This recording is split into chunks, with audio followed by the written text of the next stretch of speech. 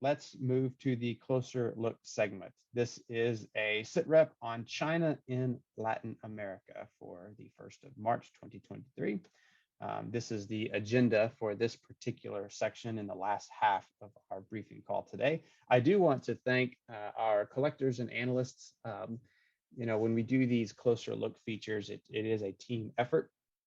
And at least on this particular topic, I think we have enough material to do a half dozen closer look features on China's influence in Latin America. And we may very well do that. This could be part one of a multi-part or an ongoing segment here in the briefing. So looking forward to diving into even more material on this topic in the future. So this is the agenda that you see. Essentially what the goal is for this closer look is to see what are some of the root causes, because the US was previously much more dominant in Latin America. So have we in the United States overlooked Latin America the last 20 years or so? We're going to look at that a little bit. We're going to give an overview of the economic situation. Economically, what is China doing in Latin America, specifically focused on trade, investment, and mining. We're going to look at China's investment in Latin America militarily, how they are using their military and advancing the militaries in Latin America, and then draw some conclusions as we conclude. Now, again, this is a closer look. It is designed to give you some better overall perspective on the issues at hand there, to give you some greater situational awareness. But again, like I said, we probably have 10 hours of material on this that we're condensing into 30 minutes. So let's move on. The first item here that I want to focus on is, has Latin America been overlooked by the US? And I think that there are some indications that has certainly happened. You did see during the 1990s that the US was starting to pivot towards Latin America on a pretty wide scale. When you had eventual President George W. Bush debating Al Gore, for example, one of President Bush's primary attempts, primary policy positions, at least on a geopolitical level, was to pivot heavier towards Latin America than previous administrations had done. He actually made it a huge pillar of his campaign that we needed to help develop Latin America. We needed to help Latin America move from third world to first world status, et cetera. And then you had the events of September 11th, 2001, and everything changed. So the US heavily pivoted towards the Middle East since 2001 and never really pivoted back in any major way towards Latin America. This left a power vacuum. Now the US is prioritizing Eastern Europe, the war in Ukraine, NATO, that entire situation, and is beginning to try to focus both there and on the Western Pacific, with an anticipated war in the Indo-Pacific region, starting with China and Taiwan at some point in the coming years. That's left a huge opportunity for China in Latin America in really all aspects. You see a quote here by Ryan Berg, who's a senior fellow at Center for Strategic and International Studies, saying essentially that he believes that we have left a real power vacuum there, and I certainly agree with that. You have a lot of folks saying that. You've got Rebecca Bill Chavez here, who said something very similar. She was the Pentagon's top official for the Western Hemisphere affairs under Obama. That the U.S. has simply had a tendency to neglect Latin America. Her quote that we're always reacting is spot on, because throughout my studies and our team's studies and investigations for this closer look, the signs of America neglecting and then reacting in Latin America is extremely clear over the last 20 to 30 years. This is a great quote by Brazil's ambassador to China, speaking to Time magazine. He essentially is echoing the sentiment across nearly all of Latin America. he's saying it's just more profitable to sell to China than anywhere else. China has made it much easier for Latin America to sell to them, especially when it comes to mining and things like that. We'll jump to that here in a second.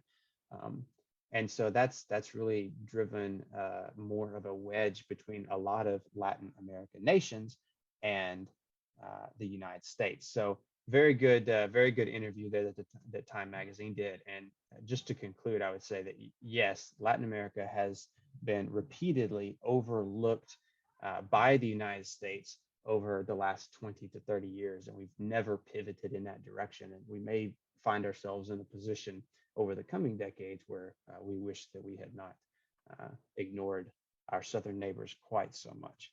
But moving to the second segment, looking at the China and Latin America economically, 21 nations have joined the Belt and Road Initiative in Latin America. Overall, despite all of that, at this time, China's investment and trade is less than the US when it comes to Latin America. However, China leads if you only count South America. Really, if you just take Mexico out of the equation, China does conduct more investment in Latin America and trades more with Latin America than the US does. Mexico, again, is the only reason that the US still has a very slight headline advantage over China right now. China does dominate lending, particularly infrastructure development in Latin America. They lend more than the World Bank and the Inter-American Development Bank, both obviously massive banks for infrastructure projects and things like that. China blows them out of the water, lending about twice as much to Latin America as these two banks combined. There are about 50 ongoing infrastructure projects right now in Latin America.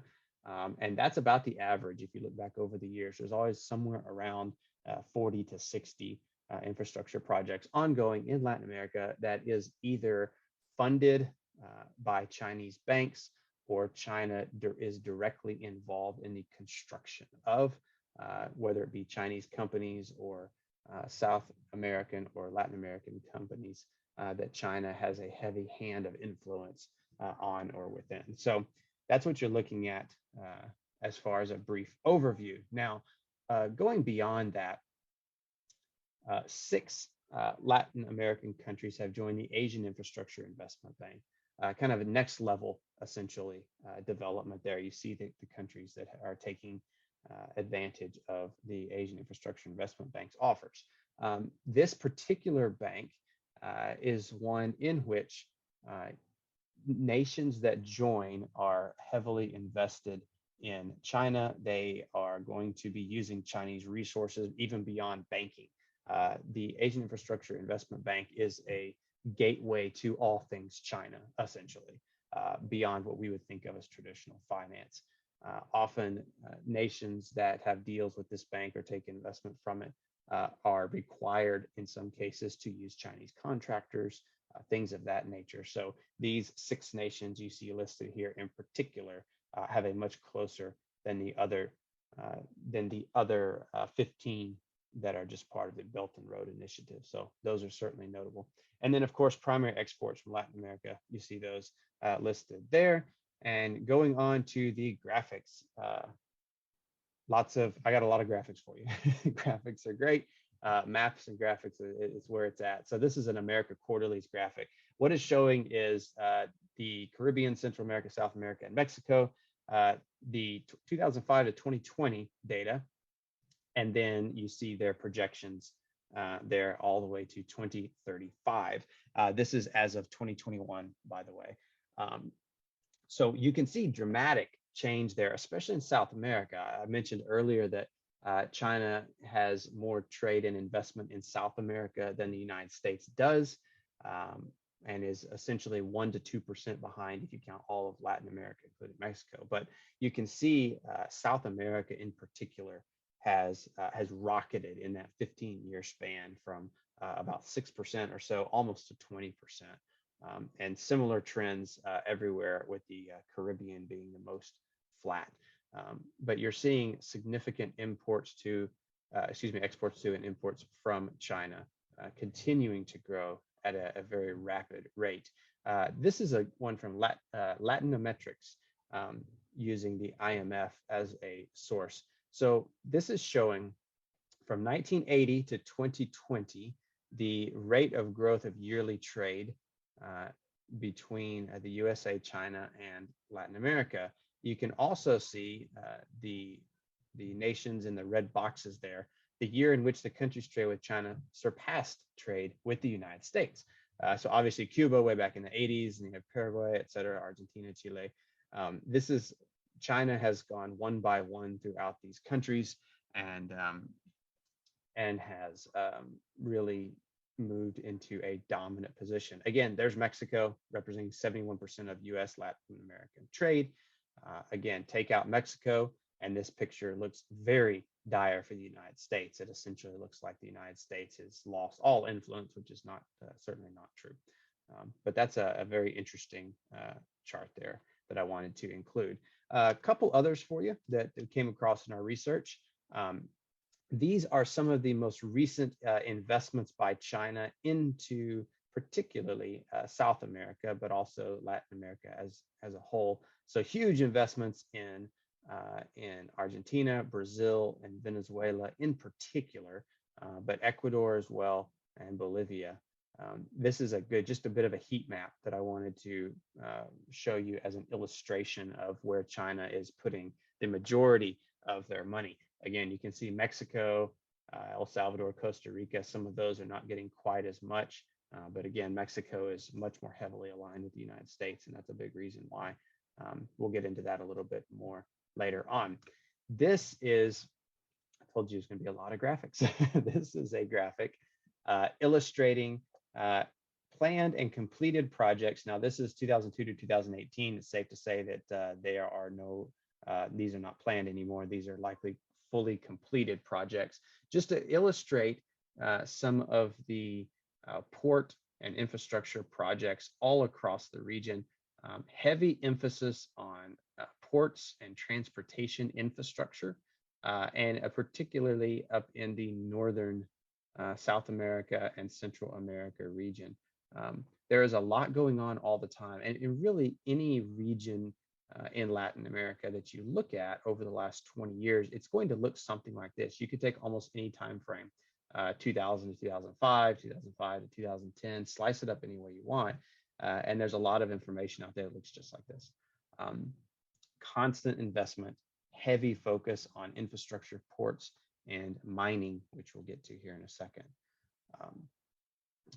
And then last chart for a little while, this is a good overall perspective, I think. So you're looking here at Middle East, North America, Latin America, Africa, et cetera, right?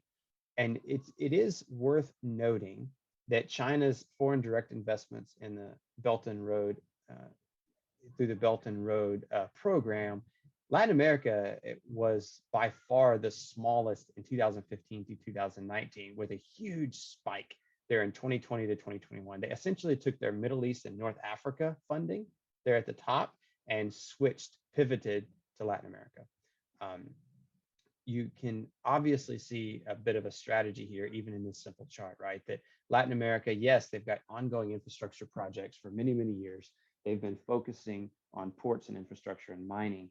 But in this more recent time frame on this chart, you can see a fairly dramatic shift into Latin America and really away from the Middle East and such, at least when it comes to foreign direct investment. Certainly shows that China believes that it has a strategic advantage here, and that there are many, many reasons to pivot towards Latin America. And last thing I'll say on this as well is the first chart is 2015 to 2019, so encompassing 5 full years. The second lighter color is 2020 and 2021.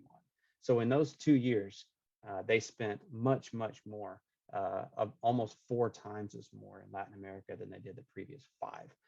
So good chart just to show the acceleration in Latin America by China, really just since 2020 even. Moving forward, a bit.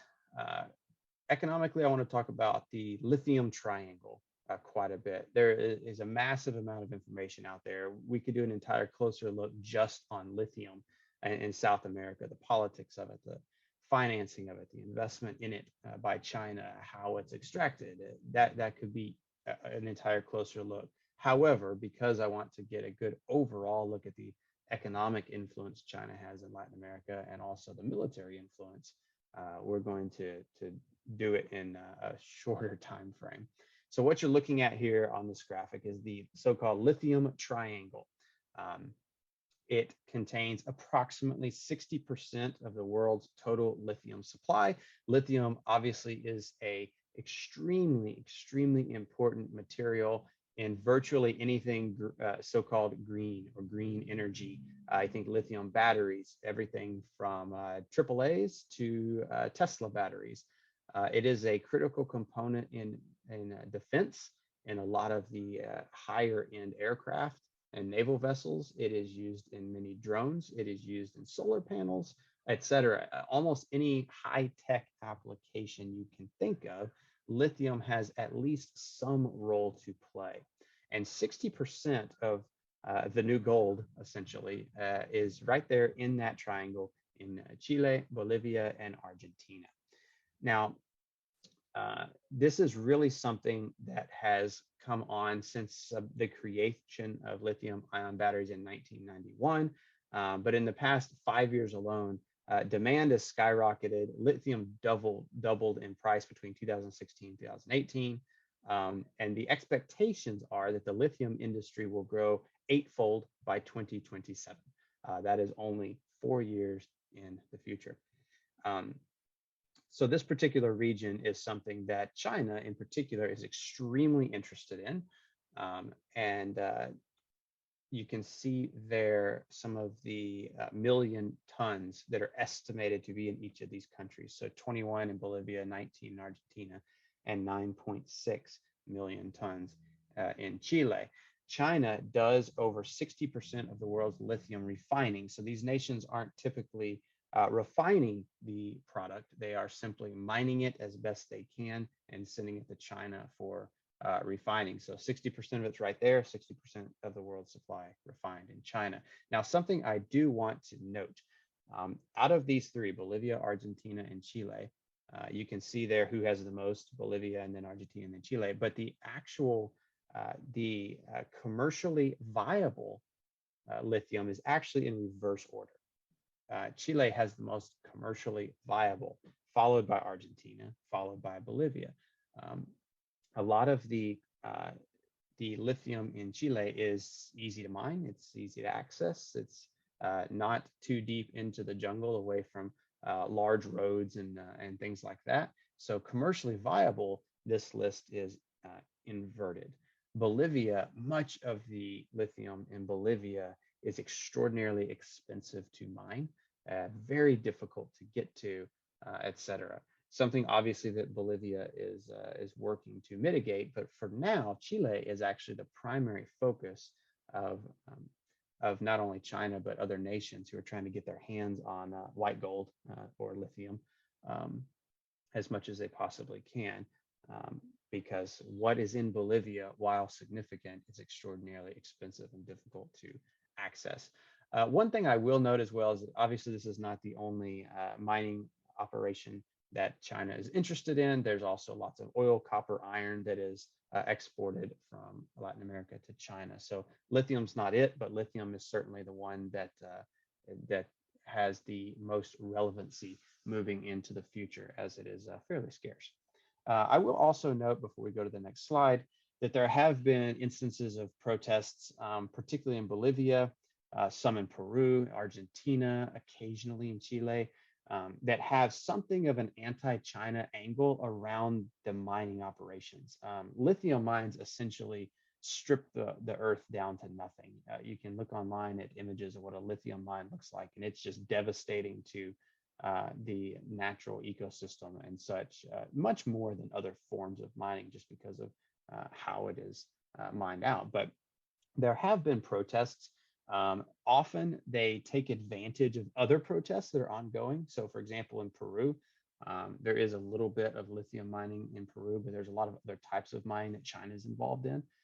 And in the recent protests that we've been monitoring in our hotspot reports, you've seen protesters damaging mining equipment and things like that, almost just taking advantage of the situation. So you do see some of that happening, but really not to an extent that's going to deter China at all. There have been cases where the protests are violent enough to where the mines will shut operations for a period of a few days, but security forces get a handle on the situation and things go on as if nothing happened. So no real expectation that any protesters are going to be able to shut down any of this. It's simply too important to the countries that own the mines and to China as well. So if you do see that type of activity, just wanted to provide a bit of background for you. Let's talk about militarily a little bit, China's influence in Latin America militarily. So there have been over 200 visits by senior PLA leaders since 2000. Most of those, well over half, are in these four countries you see listed here: Chile, Cuba, Brazil, and Argentina. That is a lot of visits. That is significantly more than any other region in the world by Chinese military leaders since the year 2000, excluding China's direct neighbors, right? They have established a defense forum. It's called the Community of Latin America and Caribbean States, CELAC, if you will, is what it's typically abbreviated to. This is a military relationship that offers education to the troops there in Latin America. They reciprocate by training PLA troops in harsh jungle environments. The jungle in Asia is not the same as the jungle in South America. So China does send quite a few troops annually to train in the jungles in South America, and also to learn from the troops there who have significantly more combat experience, especially in jungle environments, than the Chinese troops do. I mentioned earlier on this briefing that Chinese troops have very, very little combat experience, virtually none, but they can learn from a lot of these troops in South America who have been, for example, fighting the drug cartels for decades. So there's a lot of information being shared back and forth through the CELAC Defense Forum. The Joint Action Plan for CELAC for 2022 through 2024 is certainly notable. You can find that all over the internet if you type that in. Translated into English as well, by the way. And it's really designed to deepen the cooperation. They are going to start getting into arms sales a little bit more from China to Latin America. The training cooperation is expected to triple in this time frame, both in scale and scope. The transports back and forth of military professionals between the two countries, both civilian and civilian oversight organizations, to troops, to special operations forces, to logistics, is expected to double or triple over the 2022 to 2024 timeframe. The follow-ups on that are difficult to ascertain, but you certainly can by doing some research on the internet, that, as we've done, showing that, yeah, it does certainly appear that double to triple the interaction between China and the CELAC organization is certainly ongoing. So something to keep in mind as well. There is a military operation in the form of this defense forum going on down there. One of the big concerns with China is that it often uses port infrastructure projects to build military capability. So the one publicly known, or at least openly known, Chinese military base outside of China is in Djibouti. It started as a logistics facility. Didn't remain a logistics facility for very long. It turned into a military operation housing Chinese troops, etc. There are two, one in Pakistan, one in Sri Lanka, that are heavily suspected of having done the exact same thing. Most likely they are housing military or will in the near future. And so when you consider that, you've got a lot of port infrastructure projects in Latin America. There are 150. Now, earlier I talked about there are 50 infrastructure projects ongoing. Those are new builds. There are 150 port infrastructure projects, which includes not only new builds, but also includes revitalization of different areas.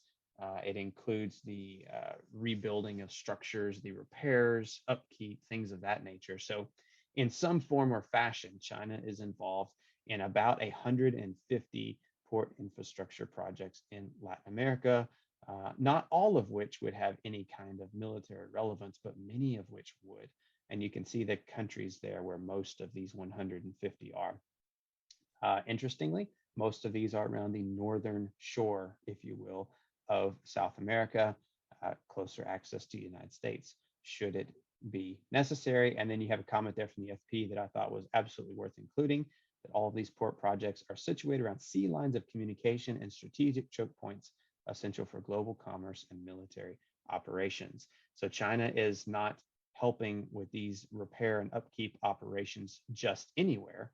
They want them near strategic locations. So there is certainly a lot of things you can ascertain from that. Quick graph just on arms sales. You see here a graphic on military arms sales from China to Latin America. Go back to year 2000, virtually none. And then it's spiking since then. So certainly something that is particularly notable there, just the spiking arms sales. It is very difficult, by the way, to find information on the last few years, but I've found a few indicators here. This is also a good slide just for some overall perspective. When you look on the left, global share of major arms exports, China is 4.6%, at least as of the end of the year 2021. So China's only sitting at 4.6% of total global share of arms exports. And then when you look over at the Americas, 3.5% of theirs goes there. So not a huge number, really not a huge number. Yes, they are selling arms into Latin America, but when you look at it as a percentage of the global share, it's virtually nothing. And I want to make that point on this slide a little bit as well. So for example, they sold about 165 million in military equipment from the 10-year span, 2009 to 2019. That is virtually nothing. However, many times that have been sold in civilian equipment that is military capable. So satellites, for example, surveillance equipment. There's a lot of information out there on the surveillance equipment that China has sold into Latin America. This would also include equipment for security forces, so police forces, even in some cases, National Guard is not considered military, depends on the country. So there's only 165 in official military equipment, think heavy weapons and things like that. But estimates are all over the map, but estimates range anywhere from 4 to 6 billion in so-called civilian or security equipment that has a military purpose attached to it. Obviously, you can slice that data up a lot of different ways and get a lot of different numbers, but suffice it to say that the figure in that equipment is much higher than officially recognized military sales. They also have strategic partnership deals with the countries that you see here. So these are the countries essentially that are completely on board with China as far as strategic partnership in the region. Some of that is military, most of that is military. So when you see ongoing operations in Latin America by China, it's most likely to be in one of those countries that have indicated a willingness to allow such things. And, you know, quick note, I won't belabor this point, but quick note, in 2000, all Latin American nations recognized Taiwan as independent of China. Most of them said that Taiwan was the real China, essentially, and that mainland China was in rebellion against the real Chinese in Taiwan. But China has used their economic and military might to shift that. So now there's only 8 countries that still do this year. And you can see these are much smaller countries. St. Lucia, not exactly a geopolitical player. Neither is Haiti or Belize or Honduras, etc. These nations are basically blacklisted by China. But all of the other nations in Latin America have shifted their views on China, Taiwan, and have fallen completely into China's lap. Won't belabor that point, but it's something I think you should know. Lastly, just conclusions. Everything China is doing in Latin America follows an extremely familiar pattern. They lead with investment. They're focused on infrastructure, raw materials, things of that nature. Essentially, it's let us lift you up out of poverty with our massive amount of investment that we can pour into your country. They lead with investment. They extract as much raw materials as possible. Eventually, if things go well, they form some kind of military cooperation, such as the Defense Forum, the CELAC Defense Forum that I mentioned earlier. That's the next phase. From there, they increase arms sales slowly, but again, focusing on so-called civilian equipment that could be used for a military purpose.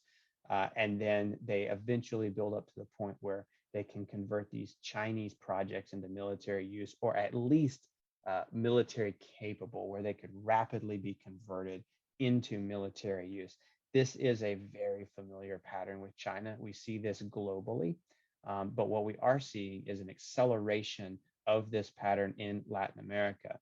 They are essentially somewhere between step 4 and 5 with most Latin American countries at this juncture. So China is certainly achieving strategic goals. They are certainly moving closer to these countries and in a position where they could potentially threaten the United States in the future should they need to do so or desire to do so.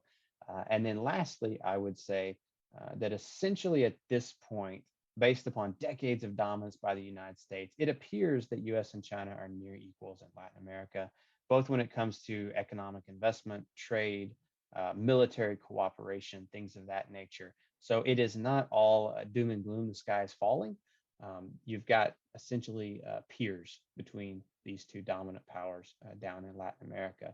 China has accelerated over the last 5 and 10 years in particular, but the US is also reacting again to the events down there and is beginning to pivot, at least on some level, back towards Latin America again.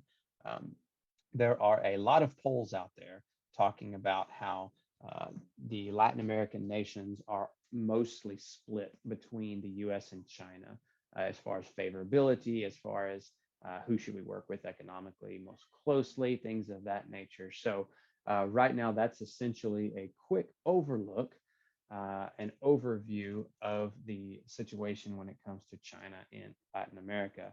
As I said at the beginning, we have so much more material on this that I think this will be a multi-part series, but that remains to be seen for sure. So I hope you enjoyed the segment. I appreciate each and every one of you for being here. Obviously, I'm extremely grateful to our collectors and analysts for helping to gather and put together this material every single week. And with that, I don't see that we have any new questions coming in. And so I will see you next week. Thanks, everyone.